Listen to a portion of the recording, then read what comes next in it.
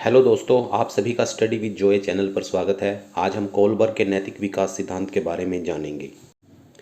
America के मनोवैज्ञानिक Lawrence Kohlberg ने 1958 में नैतिक विकास का सिद्धांत प्रतिपादित किया था। कोहलबर्ग नैतिकता की कहानियां बच्चों को सुनाकर नैतिकता के स्तर को मापते थे। इन कहानियों में हेंज की कहानी सबसे ज़्यादा प्रसिद्ध है। इस सिद्धांत को सीखने के लिए हेंज की कहानी जानना बहुत ज़रूरी है। एक बार हेंज की कहानी जान ले। हेंज एक आदमी था। उसकी पत्नी को घातक कैंसर था। बाजार में केवल एक दवा उपलब्ध थी जो उसके जीवन को बचा सकती थी। इस दवा का आविष्कार एक फार्मासिस्ट ने हाल ही में किया था। फार्मासिस्ट ने इस दवा को इसकी वास्तविक कीमत की तुलना में बहुत अधिक कीमत यानी कि $2000 पर बेचने का फैसला किया। हेंज के पास इतनी राशि नहीं थी। उसने सभी की मदद लेकर पैसे इकट्ठे किए जिन्हें वह जानता था, लेकिन वह केवल $1000 इकट्ठा करने में कामयाब रहा। हेंज उस फार्मासिस्ट के पास गया, उसे अपनी पत्नी की स्थिति के बारे में समझाया। फार्मासिस्ट से कहा कि सस्ती कीमत पर दवा बेचे, वह बाद में 1000 का भुगतान करेगा। हेंज ने बहुत भीख मांगी, लेकिन फार्मासिस्ट ने दवा देने से साफ इनकार कर दिया। हेंज के पास समय कम था, उसकी पत्नी की मौत होने वाली थी, उसे दवा की आवश्यकता थी। बाद में हताशा में हेंज ने फार्मासिस्ट की दुकान में दवा चोरी करने के लिए घुसने का फैसला किया। सबसे पहले बात करते हैं कि नैतिकता होती क्या है। नैतिकता वह गुण है जिसमें हमें सही या गलत की पहचान होती है।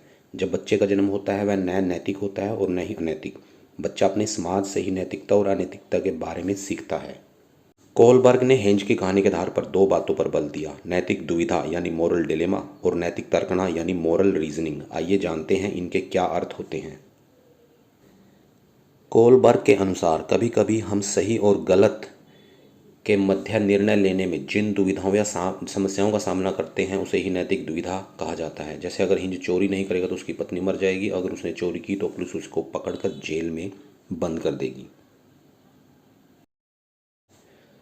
दो विचारों के मध्य सही और गलत का चयन करने को मोरल रीजनिंग यानी नैतिक तर्कना कहा जाता है। जैसे हिंज ने अपनी पत्नी की जान बचाने के लिए चोरी करने का फैसला किया था। कोहलबर्ग ने नैतिक विकास के सिद्धांत के कुल 3 लेवल बताए हैं और प्रत्येक लेवल को 2 भागों में बांटा है। इस प्रकार इस सिद्धांत के कुल 3 लेवल और 6 स्टेजेस हैं। पहले स्तर पर आती है प्री कन्वेंशनल स्टेज। इसकी समय अवधि 4 से 10 वर्ष की होती है। इस अवस्था में बच्चों का नैतिक विकास शून्य होता है। वे सही और गलत को समझने में असमर्थ होते हैं। इस अवस्था में बच्चे सही और गलत का चयन दंड पाने के भय और पुरस्कार जीतने की लालसा से करते हैं। इसको 2 भागों में बांटा गया है, पनिशमेंट एंड ओबीडियंस। दूसरी है इंस्ट्रूमेंटल रिलेटिविस्ट, जिसे हम इंडिविजुअलिज्म एंड एक्सचेंज ओरिएंटेशन भी कहते हैं। आइए बात करते हैं पनिशमेंट एंड ओबीडियंस स्टेज की। इस अवस्था में नियमों का पालन करना और नियम तोड़ने पर दंड का मिलना बच्चों की नैतिकता को निर्धारित करते हैं। इस अवस्था में बच्चों का मानना है कि उनके माता पिता या शिक्षकों द्वारा नियम निर्धारित किए गए हैं और यदि वे नियमों का पालन नहीं करेंगे तो उन्हें सज़ा मिलेगी। इसलिए सज़ा से बचने के लिए वे इन नियमों का पालन करते हैं। इस अवस्था में बच्चे केवल अपने कार्यों के परिणाम पर ध्यान केंद्रित करते हैं।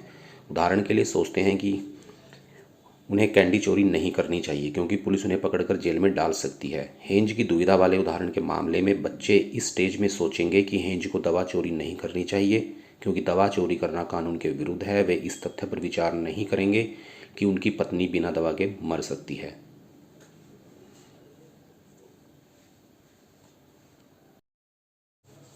प्री कन्वेंशनल स्टेज की दूसरी अवस्था का नाम है साधनात्मक सापेक्षवादी उन्मुखता, जिसे हम इंस्ट्रूमेंटल रिलेटिविस्ट ओरिएंटेशन या इंडिविजुअलिज्म एंड एक्सचेंज भी कहते हैं।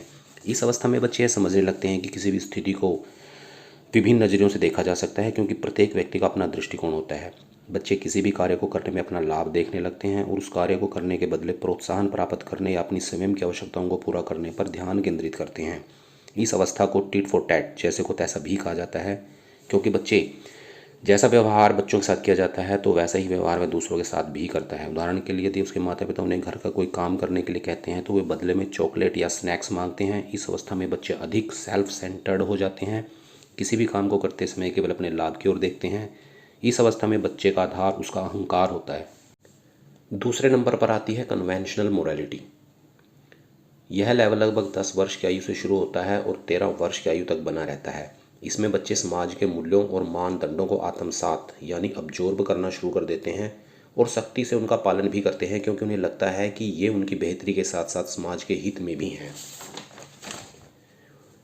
उनकी नैतिकता का तर्क काफ़ी हद तक उनके आसपास के लोगों या समाज से प्रभावित होता है। कोलबर्ग ने यह पाया कि अधिकांश वयस्क इसी लेवल पर बने रहते हैं और इस लेवल से आगे नहीं बढ़ पाते। इस लेवल के भी दो भाग होते हैं, स्टेज ऑफ एप्रिसिएशन और दूसरी है लॉ एंड ऑर्डर ओरिएंटेशन।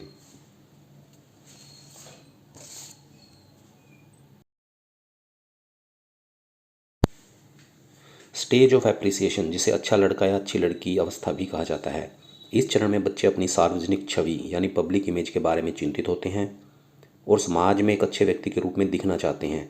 उनके नैतिक निर्णय समाज के मूल्यों, मानदंडों और स्वीकृति के अनुसार होते हैं। हेंज के दुविधा वाले उदाहरण में लोग इस स्तर पर कहेंगे कि हेंज कुछ गलत नहीं किया क्योंकि उसके अच्छे इरादे थे, वह एक अच्छा इंसान है, उसने अपनी पत्नी की जान बचाई। इस चरण में लोगों का नैतिक व्यवहार मुख्य रूप से इस मानसिकता पर निर्भर करता है कि वे मेरे बारे में क्या सोचते हैं। उदाहरण के लिए एक छात्र देखता है कि कुछ छात्र जूनियर्स को धमका रहे हैं, वह उनकी बदमाशी को रोकने की कोशिश करता है, लेकिन देखता है कि उसकी कोई मदद करने के लिए नहीं आ रहा, तब वह भी दूर रहने का फैसला करता है क्योंकि वह बहुमत के साथ फिट होना चाहता है। इस अवस्था में बालक प्रशंसा पाना चाहता है, बच्चों में अच्छा बनने की होड़ होती है ताकि उन्हें दूसरों से सम्मान प्राप्त हो सके। इसके बाद आती है लॉ एंड ऑर्डर ओरिएंटेशन। इस चरण में बच्चों का नैतिक व्यवहार उनके व्यक्तिगत संबंधों के बजाय समाज के नियमों से निर्धारित होता है। इस अवस्था में बच्चे कानून, नियमों, नीतियों के प्रति सजग रहते हैं और दृढ़ता से उनका पालन भी करते हैं। उनका दृढ़ विश्वास होता है कि हर हालत में कानून और नियमों का पालन करना चाहिए, क्योंकि यदि एक व्यक्ति नियमों का पालन करने में विफल रहता है तो शायद अन्य लोग भी ऐसा ही करेंगे। अधिकांश लोग जीवन भर इसी अवस्था में अटके रहते हैं और वे आंखें बंद करके इन परंपराओं का पालन करते हैं, हालांकि वे इन नियमों को अपने लिए बोझ भी समझते हैं।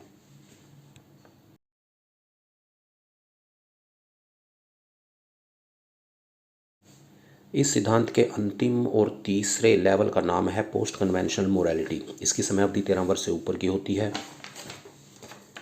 इस अंतिम अवस्था में बच्चे का नैतिक विकास लगभग पूरा हो जाता है। वह नैतिक मूल्यों के सही या गलत होने का निर्धारण अपने विवेक से करता है।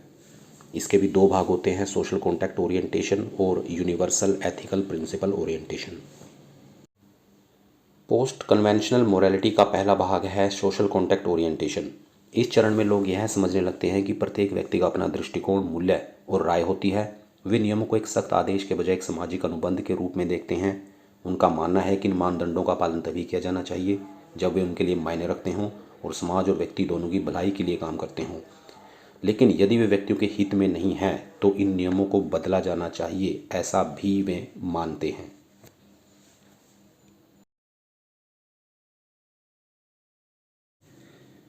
मोरल विकास के सिद्धांत की अंतिम अवस्था का नाम है यूनिवर्सल एथिकल प्रिंसिपल ओरिएंटेशन। यह नैतिक विकास का अंतिम चरण है। इसे विवेक की अवस्था यानी स्टेज ऑफ कंसाइंस भी कहा जाता है, क्योंकि व्यक्ति के नैतिक विकास का एकमात्र आधार विवेक बन जाता है। बहुत कम लोग इस चरण तक पहुंच पाते हैं। इस स्तर पर लोग अपने स्वयं के नैतिक नियम या सिद्धांतों का पालन करते हैं। ये सिद्धांत कानून के अनुसार हो भी सकते हैं और नहीं भी। वे बुनियादी मानवाधिकारों का पालन करने में विश्वास करते हैं और वे इन सिद्धांतों की रक्षा के लिए समाज के कानून के खिलाफ जाने में संकोच नहीं करते, भले ही उन्हें किसी भी आलोचना या कानूनी कार्रवाई का सामना करना पड़े।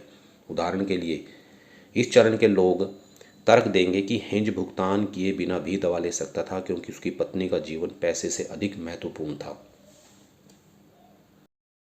दोस्तों, अगर वीडियो अच्छा लगा हो तो इसे लाइक और शेयर करें और मेरे चैनल को सब्सक्राइब भी करें। Thank you.